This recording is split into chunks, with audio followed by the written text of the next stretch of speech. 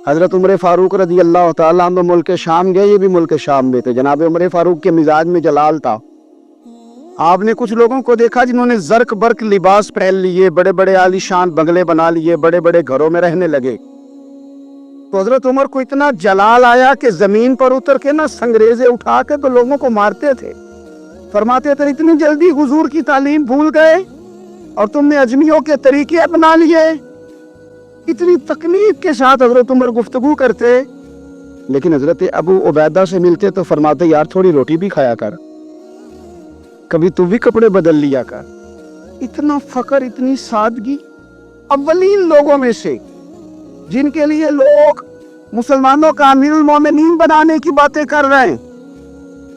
حضرت عمر ملنے گئے تو کسی چٹائی کے ٹکڑے کی تہ 2-3 لگا کے گھوڑے پہ اس کو رکھ لیا جاتا تھا سواری کرنے کے لیے تاکہ پسینہ نہ آئے، اسی کو اتار کے نہ تو سرانہ بنا کے بیٹھے لیٹے ہوئے زمین پہ۔ حضرت عمر ملنے گئے تو حضرت عمر فاروق رضی اللہ تعالیٰ عنہ کو بھی اپنے ساتھ زمین پہ بٹھا لیا۔ تو حضرت عمر فرمانے لگے میں نے تو روٹی کھانی ہے تجھ سے، دوست ہے میرا کھانا کھلا۔ تو کہنے لگے کھلاتے ہیں نا، کھلانا کیوں نہیں۔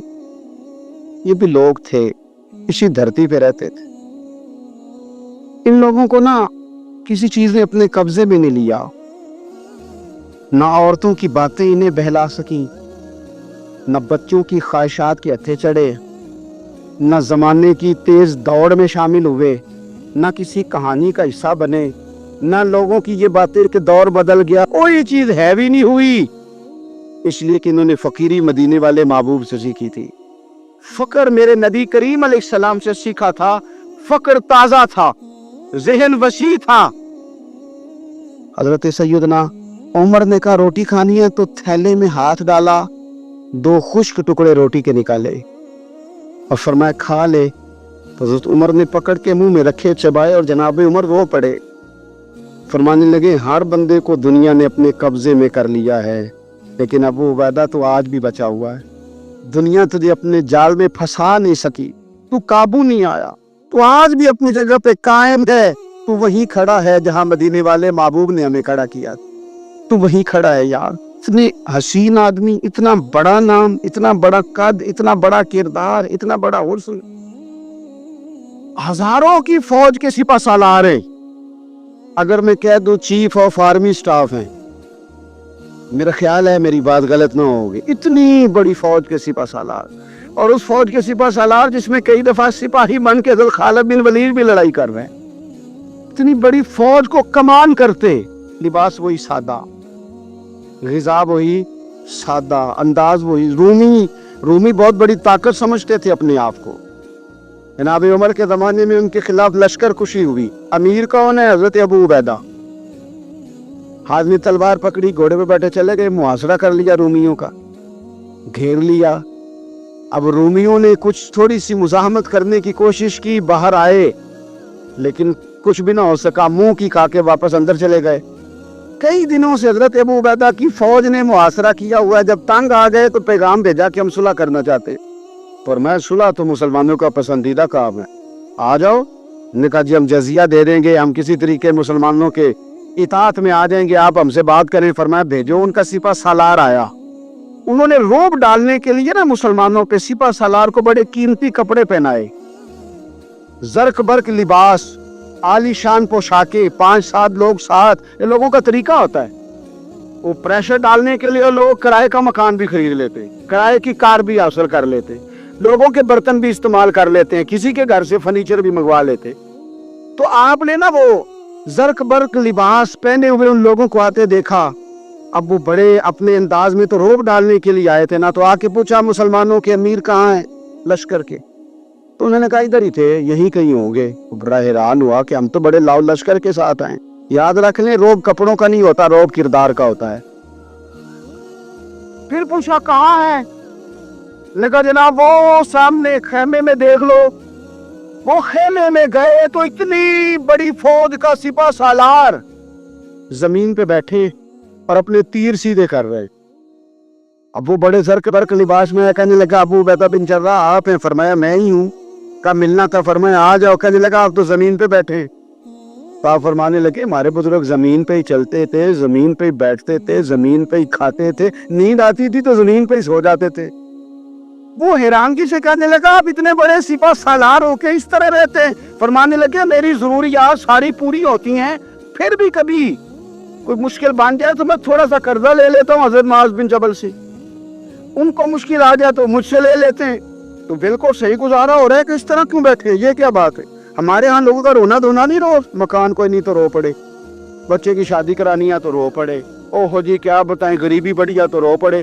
زمین پہ بیٹھے ہیں، زمین پہ بیٹھ کے خشک ٹکڑے کھا رہے ہیں، پر کہہ رہے ہیں بڑے مطمئن ہیں یار کیا ہوا، کوئی ایسا مسئلہ نہیں، اگر کبھی مشکل آ جائے تو میرے دوست حضرت معاذ بن جبل تھوڑا قرضہ لے لیتا ہوں، ان کو ضرورت پڑے تو مجھ سے لے لیتے ہیں۔ رومی صلح بھی کر گئے، بات بھی کر گئے، پر جہاں جہاں گئے نا حضرت ابو عبیدہ بن جراح کا فخر بھی بیان کرتے گئے۔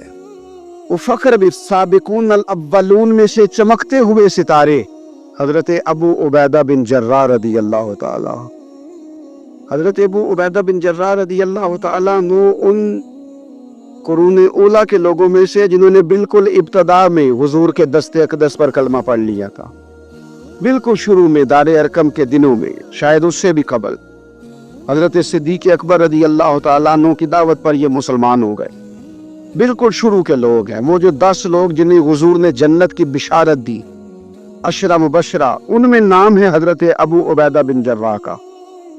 صحیح بخاری میں حدیث ہے، نبی پاک صلی اللہ تعالیٰ علیہ وسلم نے فرمایا ہر امت کا ایک امین ہوتا ہے، اور فرمایا میری امت کے امین حضرت ابو عبیدہ بن جراح ہیں رضی اللہ تعالیٰ عنہ۔ اہل نجران کے کچھ لوگ آئے، انہوں نے عرض کی حضور کوئی ایک شخص ہمارے ساتھ روانہ کرے، اور بندہ کوئی امانت دار ہو، امین ہو۔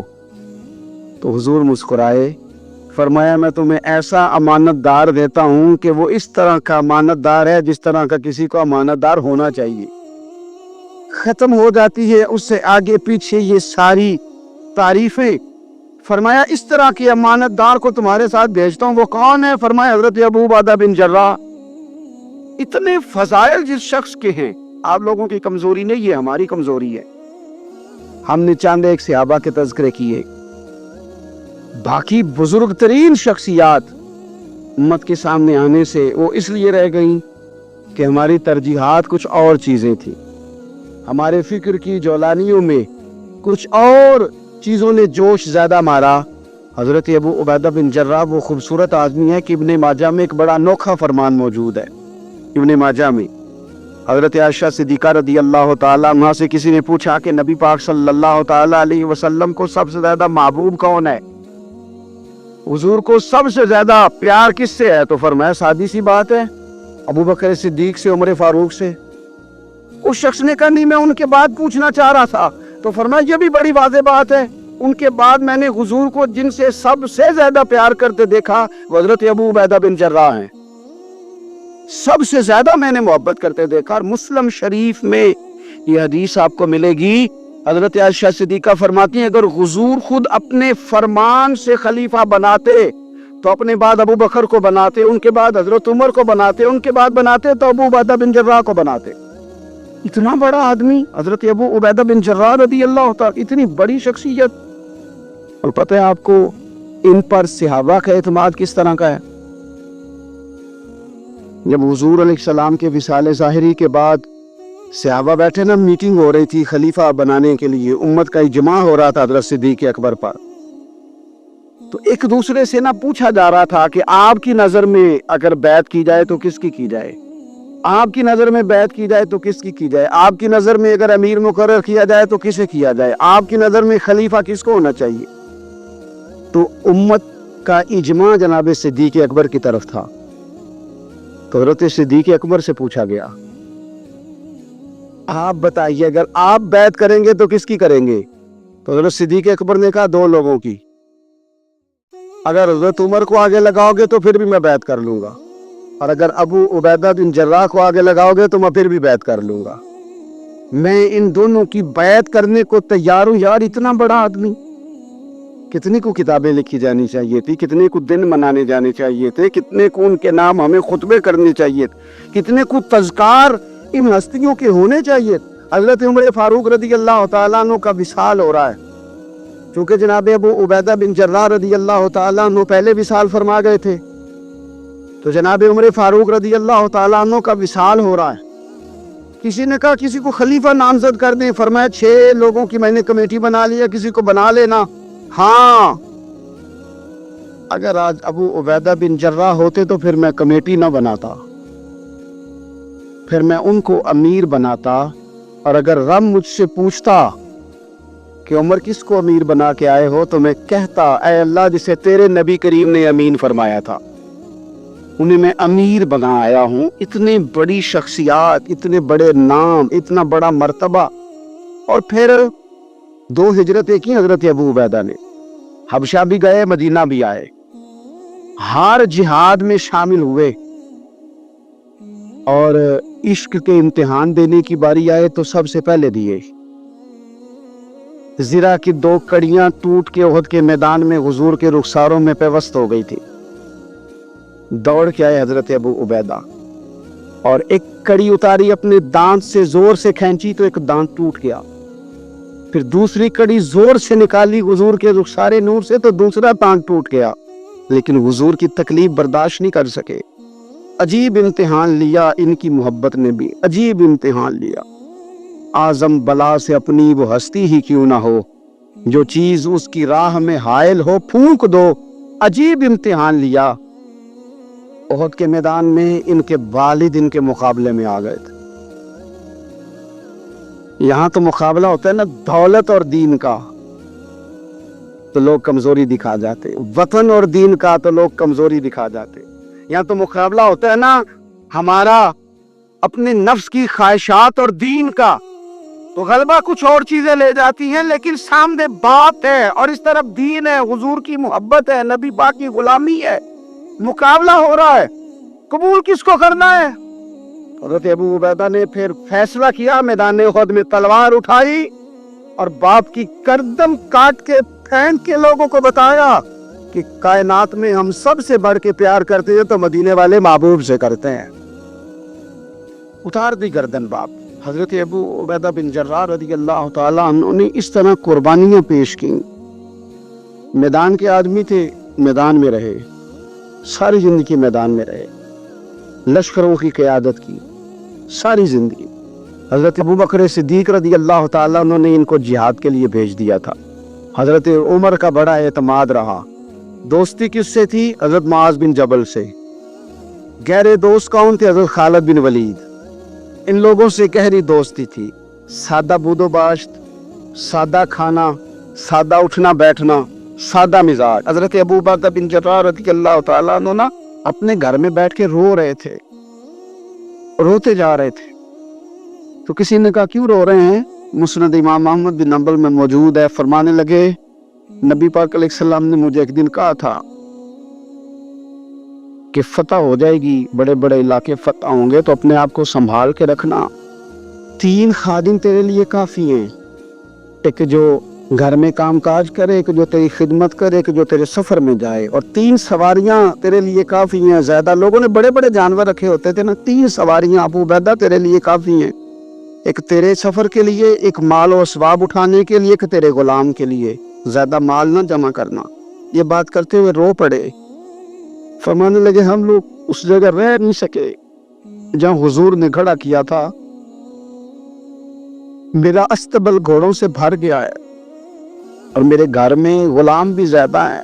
हालांकि सहाबा कहते हैं कि कुछ ऐसा नहीं था, लेकिन चंद चीजें जो मौजूद थी उन पर भी रोते थे और फरमाते थे, नबी पाक सल्लल्लाहु अलैहि वसल्लम ने फरमाया था कयामत के दिन मेरे ज्यादा करीब वो शख्स होगा कि जिस तरह मैं छोड़ के जा रहा हूँ कयामत में मुझे उसी तरह मिले। फरमाने लगे मैं उस तरह नहीं रह सका, सोचता हूँ नबी पाक को क्या मुंह दिखाऊंगा, क्या मुंह दिखाऊंगा करीम को। रो रहे हैं घर में बैठ के, रो रहे हैं।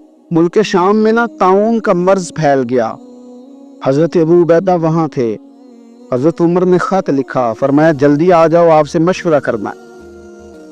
आप समझ गए कि उमर ना मुझे यहाँ से निकालना चाहते हैं कि मुझे मर्ज ना लग जाए। जवाब लिखा, कहने लगे मुझे पता है जो मशवरा आपने करना, मैं मुसलमानों को अकेला छोड़ के नहीं आ सकता, मैं लश्कर का सिपहसालार हूँ, कैसे आ जाऊँ, मैं यहीं रहूंगा। हजरत उमर ने खत लिखा कि फिर आप जाबिया की जानिब भी चले जाएं, थोड़े से वहाँ मौसम ठीक है, वहाँ तशरीफ ले गए। ताउन जब पूरी तरह फैल गया तो मिंबर पे खड़े होकर हजरत अबू उबैदा बिन जर्राह ने खुतबा दिया। फरमाने लगे, इस मर्ज से घबराना ना, तुमसे बहुत पहले जो साले लोग थे, नेक लोग थे, वो इस मर्ज की वजह से विशाल कर गए। ये नेक लोगों की मौत का सबब बना है, लोगों घबराना ना। फरमाया करते थे, मैं तो दुआ करता हूँ मुझे भी खुदा की रहमत से हिस्सा मिले। आप जुमे की नमाज मस्जिद अक्सा में पढ़ने जा रहे थे तो रास्ते में ताउन का हमला हुआ, विशाल हुआ। ताउन के मर्ज से अशरा मुबशरा सहाबी, अमीन उम्मत, 58 साल उम्र, जनाजा हजरत माज इब्ने जबल ने पढ़ाया और फरमाने लगे, लोगों पता है तुम्हें आज कौन गया है? आज वो गए हैं जिन्हें हुजूर ने अमीन उम्मत कहा था। आज वो हस्ती उठ गई जिन्हें नबी करीम अलैहिस्सलाम ने अमीन उम्मत फरमाया था। हजरत माज इब्ने जबल ने जनाजा पढ़ाया तो कुछ दिनों में हजरत माज इब्ने जबल भी ताउन के मर्ज से विसाल कर गए, उन पर भी ये हमला हुआ। मुल्क शाम में हजरत अबू उबैदा बिन जर्राह का मज़ार पुरअनवार है। हुजूर से फ़क्र सीखा, जिंदगी फ़कीरी में गुजारी। इन लोगों ने किसी मकाम पे भी अपने आप को हुजूर की तालीमात से पीछे नहीं किया।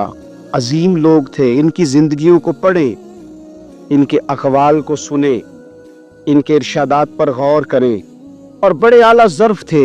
हज़रत खालिद बिन वलीद गवर्नर थे सूबे के, जनाब उमर फारूक ने उनको माजूल करके हज़रत अबू उबैदा बिन जर्राह को तैनात कर दिया। इनको जब तैनात किया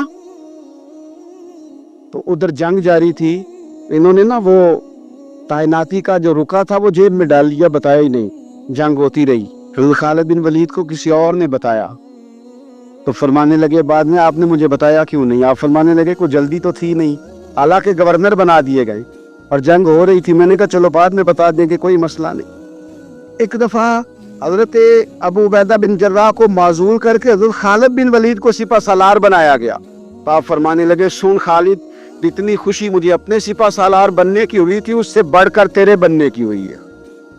किसी जगह किसी ओहदे का लालच नहीं, किसी जगह कोई दुनियादारी नहीं, फकर, फकीरी, दरवेशी, सादगी, हुस्न था। अशरा मुबशरा लोगों में से थे।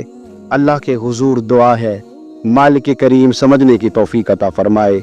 आखिर दावा या अनिल हम्दुलिल्लाह रब्बिल आलमीन। कहते हैं जब जबिल्ला अहम के खिलाफ हम लड़ने गए तो रूम की फौजें भी थी और अरब के दीगर कबाइल की फौजें भी। कहते हैं हमारे सिपहसालार का नाम हजरत खालिद बिन वलीद। अब तो गुजारिश ही करनी है, अब मुद्दा क्या सुनाना है, अब तो बात करनी है।